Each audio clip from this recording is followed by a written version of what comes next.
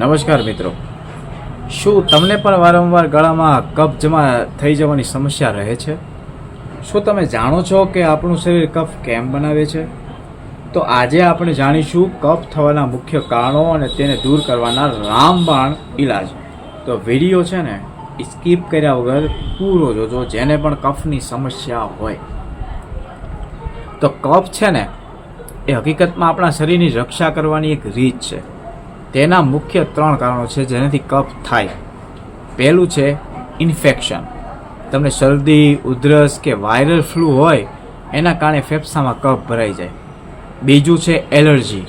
ધૂળ, ધુમાડો અથવા પ્રદૂષણ, બહારની દૂષિત હવાને લીધે શ્વાસનળીમાં સોજો આવે છે અને કફ બને છે. ત્રીજું છે ખોટી જીવનશૈલી. વધુ પડતું ઠંડુ પાણી પીવું, ડેરી પ્રોડક્ટ્સનો અતિરેક ઉપયોગ કરવાથી પણ કફની સમસ્યા વધે છે. જો તમે આ કફથી પરેશાન છો તો આ 3 સરળ ઉપાયો અજમાવો, ચોક્કસથી કફ મટી જશે. પહેલો ઉપાય છો, સાંભળજો. હુંફાળું પાણી. દિવસ દરમિયાન નવશેકું પાણી પીવાનું રાખો, તે કફને પીગળાવવામાં ખૂબ જ મદદ કરે છે. બીજું છે મીઠાના કોગળા. દિવસમાં 2 વાર ગરમ પાણીમાં મીઠું નાખી અને કોગળા કરવો તો સોજો ઉતરી જાય છે. નાશ લેવો. ગરમ પાણીની વરાળ લેવાથી ફેફસામાં જામેલો કફ છૂટો પડે છે.